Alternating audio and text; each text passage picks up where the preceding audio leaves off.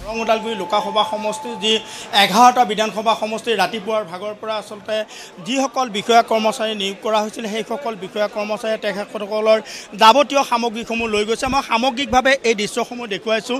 এতিয়া প্ৰায় 12 বাজিল, কিন্তু এই 12 বজাতো এইসকল যিসকল বিষয়া কৰ্মচাৰী আছে সেইসকল বিষয়া কৰ্মচাৰী তেখেতসকলে আচলতে যিসকল সামগ্ৰী সেই সামগ্ৰীসমূহ তেখেতসকলে নিবৰ কাৰণে শাৰী পাতি লাইন পাতিছে। আৰু এটা কথা ক'ব লাগিব যে এই দৰং ওদালগুৰি লোকসভা সমষ্টিৰ এয়া ওদালগুৰি আয়ুক্তৰ কাৰ্যালয়ৰ পৰা 4টা বিধানসভা সমষ্টি ক্ৰমে টংলা, ভেৰগাঁও, মাজবাটকে ধৰি ওদালগুৰি এই 4টা বিধানসভা সমষ্টি প্ৰায় 841টা যি ভোটকেন্দ্ৰ আছে। এই 841টা ভোটকেন্দ্ৰত ইতিমধ্যে নিজ নিজ যি স্থানলৈ বিষয়া কৰ্মচাৰীয়ে কিছু সময় পিছত ৰাওনা হ'ব। আমাৰ লগত এই মুহূৰ্তত আছে নিৰ্বাচনী বিষয়াগৰাকী, মই তেখেতৰ পৰা জানিম।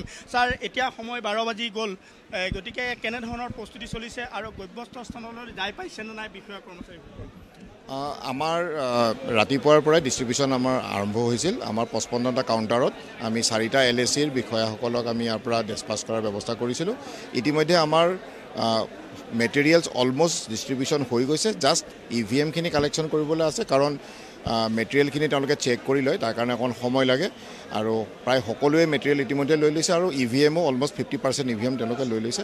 আমি উইদিন 1 আৱাৰত আমাৰ ইয়াৰ পৰা সকলোখিনি যাবগৈ বুলি আমি আশা কৰিছোঁ। নিশ্চিতভাৱে আচলতে ইতিমধ্যে আমি দেখুৱাই আছোঁ এই সামগ্ৰিক দৃশ্য। ওদালগুৰিৰ প্ৰায় 22 লক্ষ যি ভোটাৰ আছে, সেই ভোটাৰে প্ৰায় 2622টা যি ভোটকেন্দ্ৰ আছে সেই ভোটকেন্দ্ৰত তেখেতসকলে আচলতে ভোট প্ৰদান কৰিব। আৰু 11জনকৈ প্ৰাৰ্থী আছে, আৰু এই 11জন প্ৰাৰ্থীৰ যিসকল তেখেতসকলৰ ভাগ্য আচলতে নিৰূপণ কৰিব। আৰু ওদালগুৰি আয়ুক্তৰ কাৰ্যালয়ৰ পৰা যি আচলতে 841টা কেন্দ্ৰৰ ভিতৰত 50টা মহিলা কেন্দ্ৰ আছে আৰু প্ৰায় 4,500তকৈও অধিক কৰ্মচাৰী নিয়োগ কৰা হৈছে। আৰু এই সকলো কৰ্মচাৰী যিসকল বিষয়া কৰ্মচাৰী আছে সেইসকলে আচলতে সুন্দৰভাৱে আচলতে এতিয়ালৈ পৰিচালনা হৈ আছে।